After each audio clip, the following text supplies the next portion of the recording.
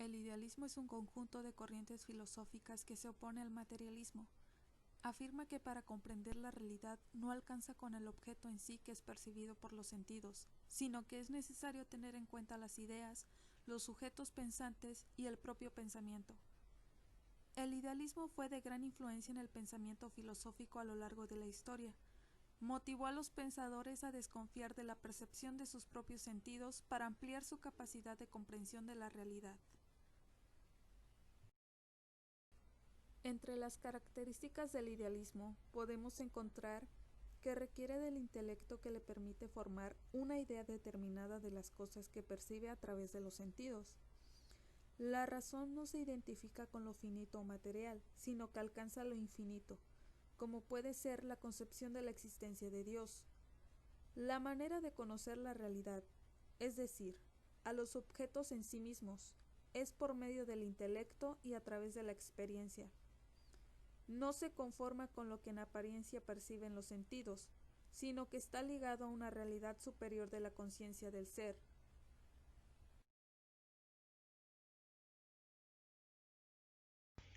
Entre los tipos de corrientes idealistas podemos encontrar el idealismo objetivo. Para esta variante filosófica, las ideas existen por sí mismas y solo se pueden descubrir mediante la experiencia.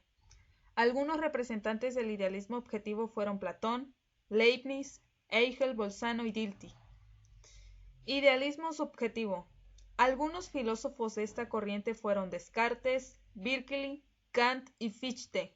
Sostenían que las ideas existen en la mente del sujeto y no en un mundo exterior independiente.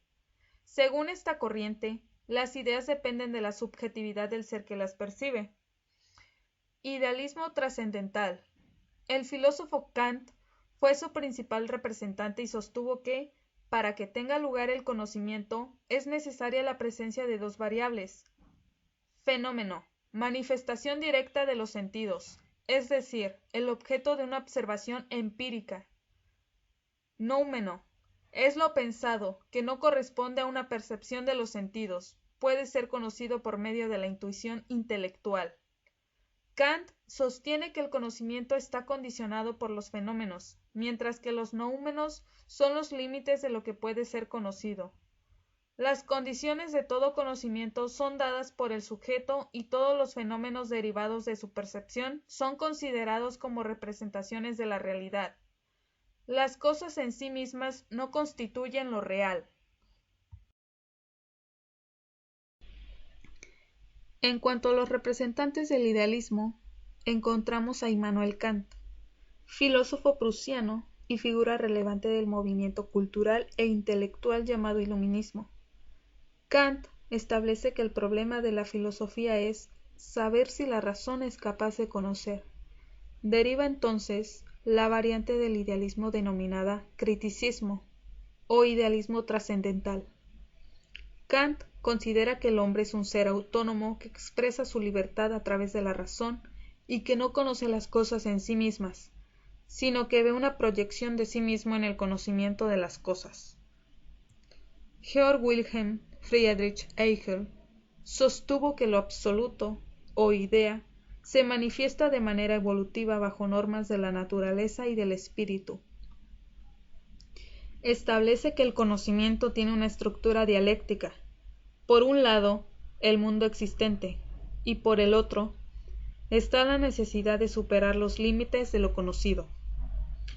Cada cosa es lo que es, y solo llega a serlo en relación con otras cosas. Esta realidad dialéctica está en constante proceso de transformación y cambio. Concibe una totalidad donde cada cosa llega a ser lo que es como suma de todos los momentos, superando la vaguedad de la abstracción. No hay diferencia entre el ser y el pensar, ni entre el sujeto y objeto. Todo se diluye en la totalidad. Gottfried Wilhelm Leibniz. Su trabajo aporta importantes contribuciones para la metafísica, epistemología, lógica y filosofía de la religión. Leibniz busca unir a la religión con la ciencia. Explica las desdichas del hombre en base a las verdades de la voluntad divina. Esta doctrina se asocia con la enseñanza religiosa sobre la omnipotencia de Dios. Según Leibniz, el universo está compuesto de sustancias espirituales, que son las almas, a las que Leibniz denominó mónadas, elementos constitutivos de todas las cosas de la vida. Este es el aporte más significativo para la metafísica y supone una solución a los problemas de la interacción entre mente y cuerpo. Además, evidencia la identidad del ser y derriba la falta de individualización. Leibniz se destaca por una mirada óptima respecto al universo, que considera el mejor que Dios pudo haber creado. En su época fue varias veces ridiculizado por sostener esta idea.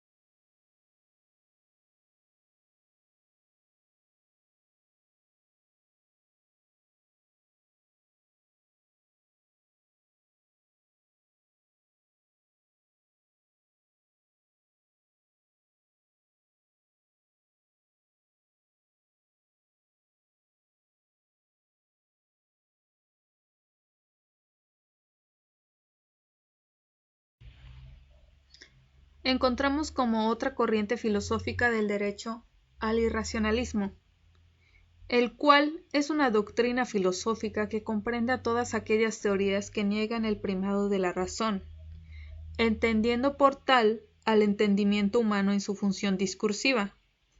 En sus posturas más extremas, el irracionalismo sería con frecuencia una reacción al exagerado racionalismo dominante en muchos filósofos y pensadores a partir de Descartes, y que perdura en diversos ambientes y corrientes hasta el siglo XX. Entre los exponentes del irracionalismo podemos encontrar a Arthur Schopenhauer, filósofo alemán, famoso por su doctrina del pesimismo. En su obra principal, El mundo como voluntad y representación, proponía los elementos éticos y metafísicos dominantes en su filosofía atea y pesimista. En desacuerdo con la escuela del idealismo, se opuso con dureza a las ideas de Wilhelm Friedrich, que creía en la naturaleza espiritual de toda realidad. En su lugar, aceptaba con algunas reservas la teoría de Immanuel Kant, según la cual los fenómenos existen solo en la medida en que la mente los percibe como representaciones. Sin embargo, no estaba de acuerdo con éste en que la cosa en sí, o realidad última, exista más allá de la experiencia. La identificaba por su parte con la voluntad experimentada. No obstante, la voluntad no está limitada a una acción voluntaria previsible, sino que toda la actividad experimentada por la personalidad es voluntad, incluidas las funciones fisiológicas inconscientes. Esta voluntad es la naturaleza innata que cada ser experimenta y adopta en el tiempo y el espacio, como apariencia del cuerpo, que es así su representación.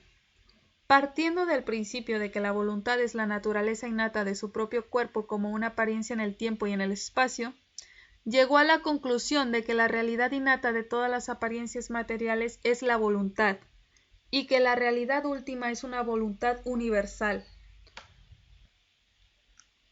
La tragedia de la vida surge de la naturaleza de la voluntad, que incita al individuo sin cesar hacia la consecución de metas sucesivas, ninguna de las cuales puede proporcionar satisfacción permanente a la actividad infinita de la fuerza de la vida, o voluntad. Así, la voluntad lleva a la persona al dolor, remedio al sufrimiento y a la muerte, a un ciclo sin fin de nacimiento, muerte y renacimiento, y la actividad de la voluntad solo puede ser llevada a un fin a través de una actitud de renuncia, en la que la razón gobierne la voluntad hasta el punto que cese de esforzarse. Tuvo esta concepción del origen de la vida en la voluntad gracias a un planteamiento que partía de la concepción de la naturaleza de la conciencia como impulsora. Mostró una fuerte influencia budista en su metafísica y un logrado sincretismo de ideas budistas y cristianas en sus reflexiones éticas. Desde el punto de vista epistemológico, las ideas de Schopenhauer pertenecen a la escuela de la fenomenología. Famoso por su misoginia, aplicó sus ideas al considerar los principios que constituyen el fundamento de la actividad sexual humana, defendiendo que los individuos se unen, no por las sensaciones del amor sentimental, sino por los impulsos irracionales de la voluntad. Friedrich Nietzsche, filósofo, poeta y filólogo alemán, cuyo pensamiento está considerado como uno de los más radicales, ricos y sugerentes del siglo XX. Además de por la cultura helénica, en particular por las respectivas filosofías de Sócrates, Platón y Aristóteles, Nietzsche estuvo profundamente influido por el pensamiento del filósofo alemán Arthur Schopenhauer, por la teoría de la evolución y por su amistad con el compositor alemán Richard Wagner. Uno de los argumentos fundamentales era que los valores tradicionales, representados en esencia por el cristianismo, habían perdido su poder en las vidas de las personas, lo que llamaba nihilismo pasivo. Lo expresó en su tajante proclamación: Dios ha muerto. Estaba convencido de que los valores tradicionales representaban una moralidad esclava, una moralidad creada por personas débiles y resentidas que fomentaban comportamientos como la sumisión y el conformismo, porque los valores implícitos en tales conductas servían a sus intereses. Afirmó el imperativo ético de crear valores nuevos que debían reemplazar los tradicionales, y su discusión sobre esta posibilidad evolucionó hasta configurar su retrato del hombre por venir, el superhombre. Sostenía que todo acto o proyecto humano está motivado por la voluntad de poder. Esta no es tan solo el poder sobre otros, sino el poder sobre uno mismo, algo que es necesario para la creatividad. Tal capacidad se manifiesta en la autonomía del superhombre, en su creatividad y su coraje, aunque afirmó en multitud de oportunidades que todavía no había existido ningún superhombre. Citó a algunos personajes históricos que podrían servir como modelos: Sócrates, Cristo, Leonardo da Vinci, Miguel Ángel, William Shakespeare, Julio César y Napoleón Bonaparte.